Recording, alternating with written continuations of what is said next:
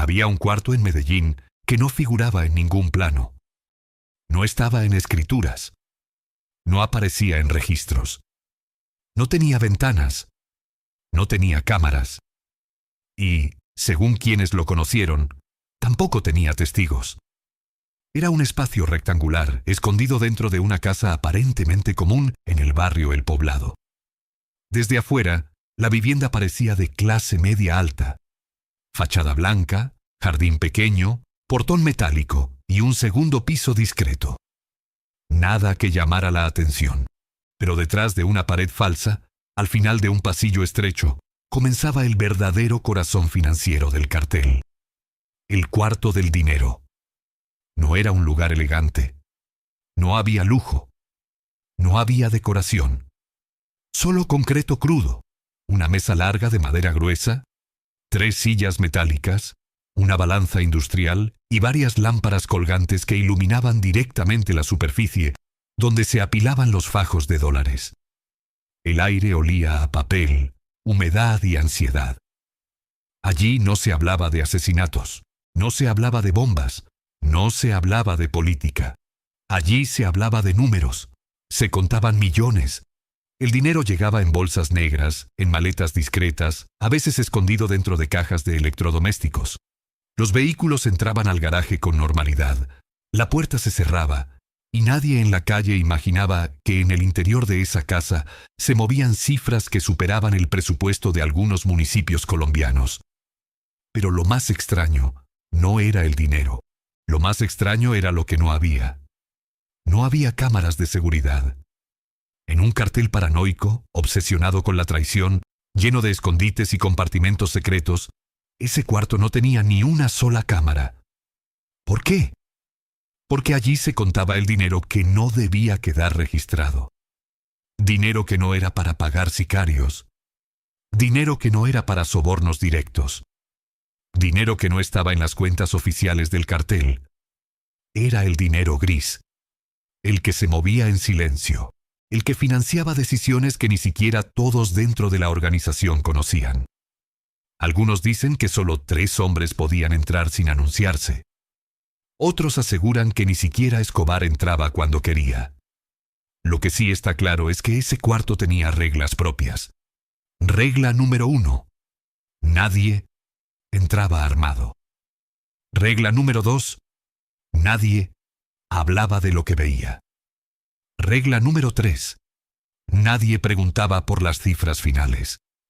Las sesiones de conteo podían durar horas, a veces días. El dinero se organizaba por denominación, por origen y por destino. Se separaba lo que debía salir del país, lo que debía mezclarse con dólares falsos, lo que se usaría para pagar rutas en Centroamérica y lo que se enviaría a Panamá. El sonido era siempre el mismo. Billete contra billete. Cinta elástica ajustándose. Mesa golpeada suavemente para alinear fajos. Y el murmullo bajo de hombres que sabían que estaban tocando demasiado poder. Se dice que una vez, durante una de esas noches, alguien notó que faltaban $300,000. No era una suma pequeña, pero tampoco era suficiente para detener la operación. Sin cámaras, sin registros, sin pruebas, solo sospechas. El hombre encargado de cuadrar las cifras pasó 3 días encerrado dentro del cuarto. No salió hasta que apareció el dinero. Nadie supo dónde estaba. Nadie supo quién lo movió. Y nadie volvió a cometer el mismo error. Ese episodio marcó el ambiente del lugar. A partir de entonces, el cuarto no solo era un espacio de conteo. Era un espacio de tensión permanente. Lo curioso es que, con el tiempo, ese lugar empezó a acumular algo más que dinero. Mapas doblados en una esquina. Pequeñas notas escritas a mano. Listas de nombres que no eran proveedores. Contactos internacionales. Códigos. El cuarto se convirtió en un centro nervioso. No el más visible, pero sí uno de los más importantes. Porque mientras en otras casas se planeaban atentados, en ese cuarto se decidía cuánto valía cada movimiento. Cuánto costaba una ruta nueva. Cuánto valía comprar silencio. ¿Cuánto costaba una lealtad? Y, sobre todo, ¿cuánto costaba una traición? Hay quienes sostienen que el cuarto fue creado después de que una suma millonaria desapareciera en otra propiedad. Otros dicen que nació por pura paranoia interna. Pero todos coinciden en algo. Quien controlaba ese cuarto, controlaba el pulso financiero real, y eso generaba celos. Dentro del cartel, el poder no solo se medía por cuántos hombres armados obedecían órdenes, también se medía por cuánto dinero pasaba por tus manos.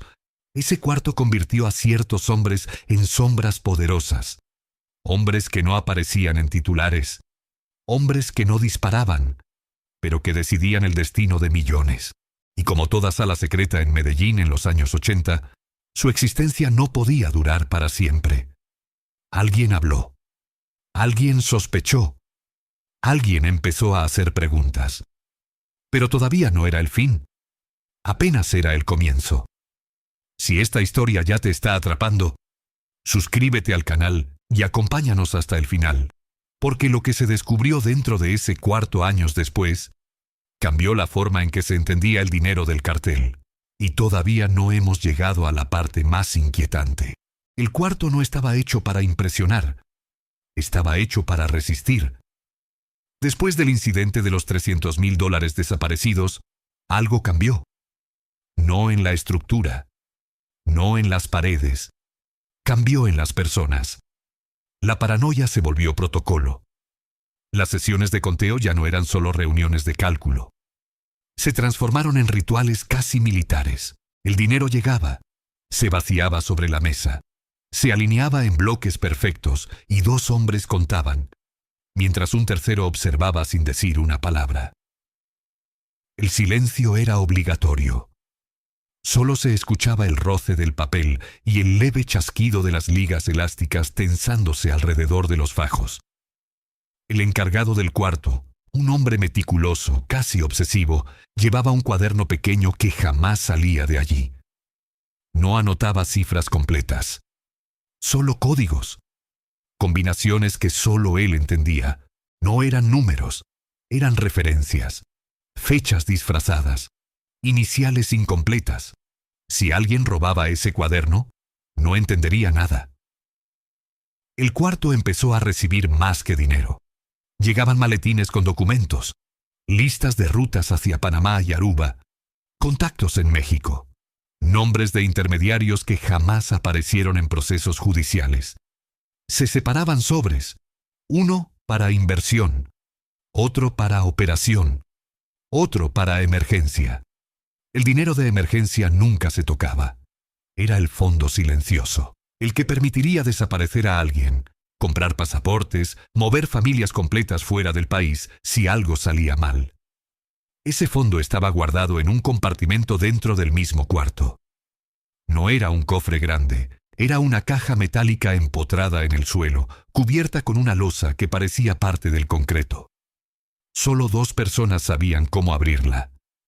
La mayoría creía que el poder estaba en los hombres armados, pero los que conocían el cuarto sabían que el verdadero poder estaba en decidir cuándo abrir esa caja. Hubo noches especialmente tensas. Una de ellas ocurrió cuando se anunció que el bloque de búsqueda estaba cerrando el cerco. Las capturas aumentaban, las rutas se complicaban, el dinero empezó a moverse más rápido. Ya no se almacenaban grandes cantidades en una sola sesión. Se dividía en pequeñas tandas para reducir riesgos. Pero eso traía otro problema. Más movimientos significaban más ojos involucrados. Y más ojos, más posibilidades de filtración. Un día llegó una bolsa con $2 millones en billetes de 100. Perfectos. Demasiado perfectos. Uno de los hombres notó algo extraño. El tono de verde era ligeramente diferente bajo la luz directa. Falsos. No todos. Solo una parte. Alguien había mezclado billetes falsos con dinero real dentro de una operación interna. Eso no era un error. Era un mensaje. Durante horas revisaron cada fajo. Separaron uno por uno los sospechosos. El ambiente se volvió pesado. El encargado del cuarto pidió que nadie saliera hasta terminar la revisión. Al final, confirmaron lo impensable. Casi $400,000 eran falsos. El cuarto se quedó en silencio. El dinero falso era útil cuando salía hacia Estados Unidos, pero dentro del propio conteo interno era inadmisible. Significaba que alguien intentaba engañar a los mismos que financiaban la operación. Las sospechas se movieron rápido. No hubo gritos, no hubo amenazas abiertas, pero al día siguiente, uno de los hombres que solía asistir al conteo no volvió. Nadie preguntó por él. En ese momento, el cuarto dejó de ser solo un espacio financiero. Se convirtió en un detector de lealtades. Cada billete que pasaba por esa mesa era también una prueba de confianza. A medida que la presión externa crecía, el cuarto se volvió aún más crucial. Desde allí se decidía qué rutas cerrar, qué socios cortar, qué alianzas reforzar. Los mapas que estaban doblados en la esquina comenzaron a abrirse con más frecuencia.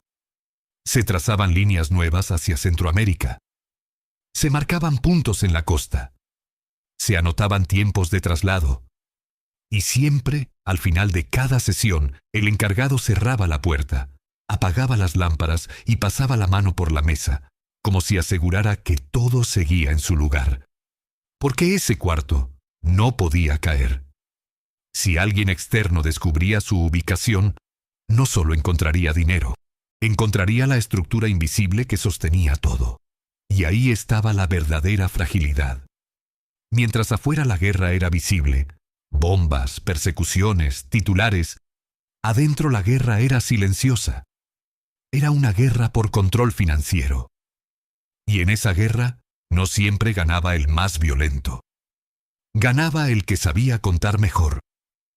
Ganaba el que sabía mover el dinero sin dejar huella.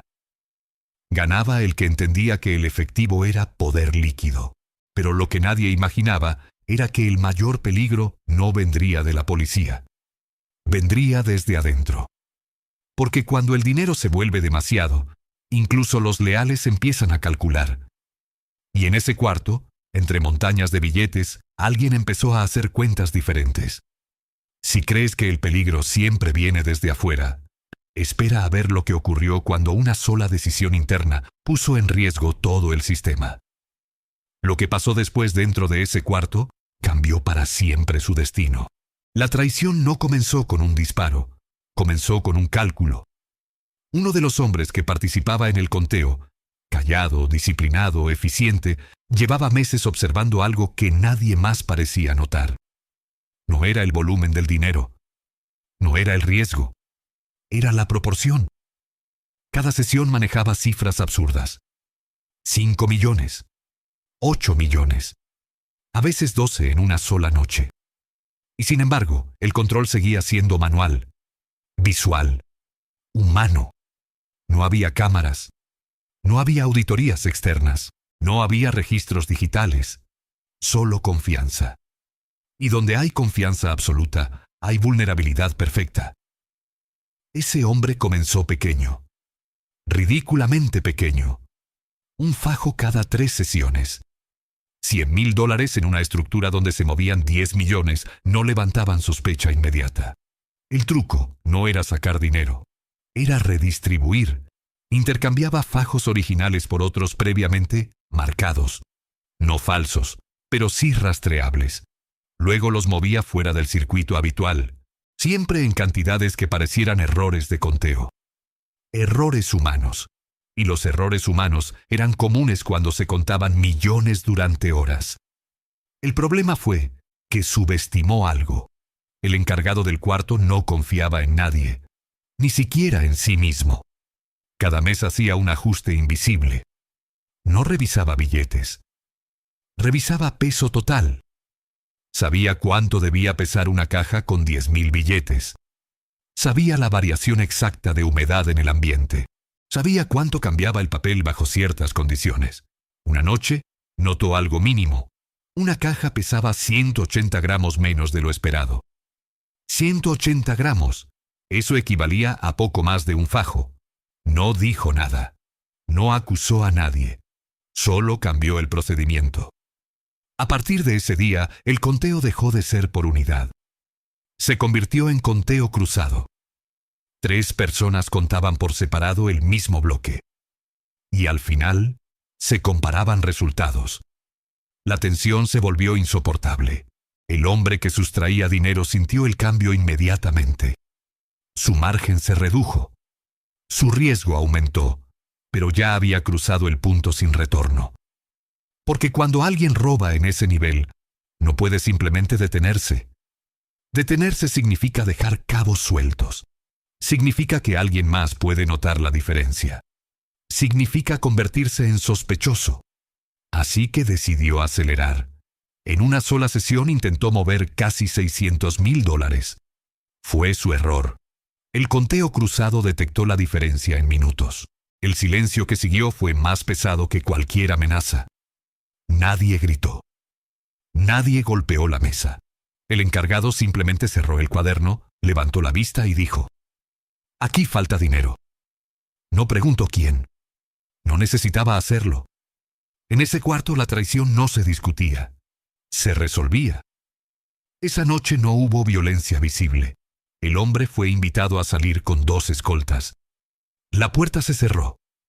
El conteo continuó. Pero todos sabían lo que significaba. El cuarto había sobrevivido a un intento interno de fractura. Y eso lo volvió aún más hermético. Se añadieron nuevas capas. El compartimento del suelo fue reforzado.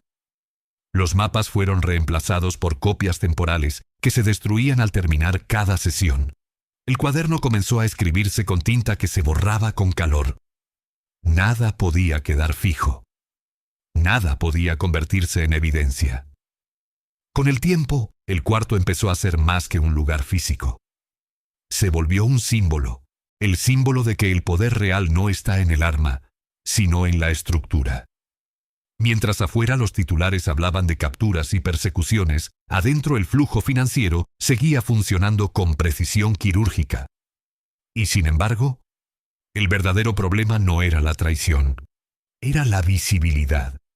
Porque a medida que el cerco policial se cerraba, las propiedades eran revisadas, las fincas allanadas, las casas intervenidas. La posibilidad de que alguien encontrara ese cuarto comenzó a ser real. Una noche, después de una sesión particularmente grande, el encargado tomó una decisión drástica. El cuarto no podía permanecer intacto.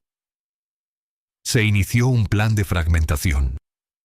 El dinero dejó de almacenarse en un solo punto. Se dividió en 3 locaciones distintas. El cuarto original seguiría funcionando, pero ya no sería el centro absoluto. Era una estrategia inteligente, pero tenía un efecto secundario peligroso. Dividir el dinero significaba dividir el control, y dividir el control significaba abrir nuevas grietas. Las reuniones comenzaron a hacerse más cortas. El volumen por sesión disminuyó.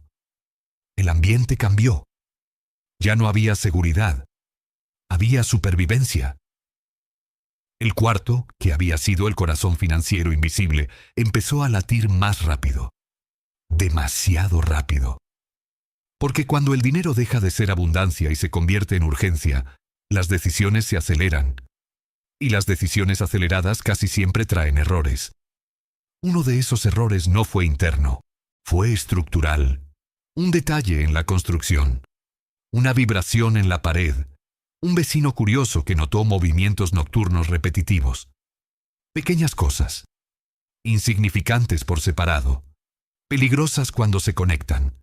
El cuarto había sido diseñado para no existir en planos, pero nadie puede borrar completamente el rastro físico de toneladas de papel entrando y saliendo. Y alguien empezó a notar patrones. Si crees que el cuarto cayó por una redada espectacular, estás equivocado. Lo que lo puso en riesgo fue algo mucho más simple. Algo tan cotidiano que nadie lo vio venir. Y fue ahí donde comenzó el principio del fin. El principio del fin no llegó con sirenas. Llegó con rutina. Un vecino de la zona, un hombre mayor que vivía a 2 casas de distancia, tenía la costumbre de sentarse todas las tardes en su balcón con una libreta pequeña. No era espía, no era policía, era contador retirado. Y los contadores tienen un defecto imposible de apagar. Observan patrones. Durante meses había notado algo extraño. No el movimiento de personas, eso era común en el barrio, sino el ritmo de los vehículos. Siempre los mismos horarios. Siempre vehículos diferentes. Siempre entradas breves, salidas rápidas. Demasiada precisión para ser casualidad. Una noche, durante una lluvia intensa, uno de los camiones que descargaba cajas se quedó atascado por unos minutos más de lo habitual. El conductor salió nervioso. La puerta trasera quedó entreabierta. El vecino no vio dinero. Vio organización, cajas numeradas, marcadas, apiladas con método. Eso no era mudanza. No era mercancía común. Era logística. No denunció de inmediato. Observó durante semanas más. Tomó notas, horarios, matrículas, frecuencias. Cuando finalmente decidió hablar, no fue con la policía local. Fue con un conocido que trabajaba en una unidad especial que llevaba meses intentando reconstruir movimientos financieros invisibles. El dato no parecía suficiente para una redada, pero sí para una vigilancia. Y la vigilancia reveló algo más importante que el dinero. Reveló el ritmo, el flujo de personas, las horas exactas, los días con mayor actividad.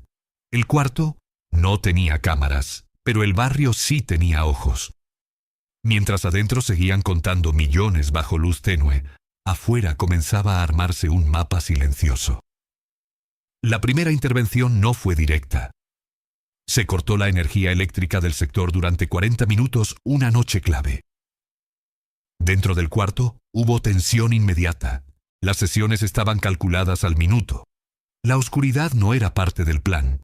Se activó el protocolo de emergencia. Se sellaron compartimentos. Se movieron cajas a la caleta secundaria. Pero ese movimiento acelerado fue registrado desde afuera. El patrón cambió. Y cuando un patrón cambia, los analistas lo notan. Semanas después, un proveedor habitual fue interceptado en carretera con documentos inconsistentes. No llevaba dinero. Llevaba listas. Listas parciales. Números codificados. Coordenadas abreviadas. No mencionaban el cuarto. Pero mencionaban una dirección cercana. La presión aumentó. Adentro del cuarto, el encargado sabía que algo estaba mal. Se redujeron las sesiones a la mitad. Se destruyeron registros antiguos. Se quemaron cuadernos. El ambiente ya no era meticuloso. Era defensivo. El cuarto había sido diseñado para operar en secreto, no para sobrevivir bajo foco. Y el foco comenzaba a iluminar demasiado. La decisión final se tomó en una reunión breve, sin dramatismo. El cuarto sería desmontado, no allanado, no descubierto oficialmente, desmantelado por ellos mismos. Durante 3 noches consecutivas, las paredes falsas fueron cerradas definitivamente. El compartimento bajo el suelo fue sellado con concreto nuevo. Los mapas fueron quemados, las rutas redistribuidas. El dinero restante se movió en partes pequeñas hacia otras ciudades.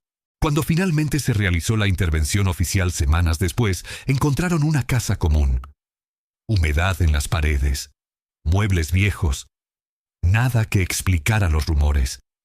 Ni cámaras, ni bóveda, ni montañas de dinero. El cuarto había desaparecido antes de ser descubierto. Lo único que quedó fue un rastro financiero incompleto y una sospecha que nunca pudo probarse del todo. Pero en la memoria de quienes participaron, el cuarto existió. Y en el equilibrio interno del grupo, también dejó huella, porque la traición interna fue castigada. La presión externa fue contenida. Pero el miedo, ese nunca se fue. Después de ese episodio, el modelo cambió. Nunca más concentraron tanto dinero en un solo lugar. Nunca más confiaron solo en paredes. El conteo se fragmentó en células más pequeñas, más móviles, más invisibles. El cuarto fue una lección, una demostración de que el poder financiero no necesita exhibirse, pero tampoco puede quedarse quieto demasiado tiempo. Y aunque oficialmente nunca apareció en ningún plano, su influencia fue real. Fue ahí donde se tomaron decisiones que afectaron rutas, alianzas y movimientos estratégicos. Fue ahí donde se consolidó la idea de que el control verdadero no se ejerce con ruido. Se ejerce en silencio. Si has llegado hasta aquí, ya sabes que las historias más importantes no siempre dejan fotos ni documentos. A veces, solo dejan patrones, decisiones y consecuencias. Y lo que pasó después del cierre del cuarto terminó cambiando mucho más que una dirección. Cambió el equilibrio interno completo. Y eso es lo que cierra esta historia.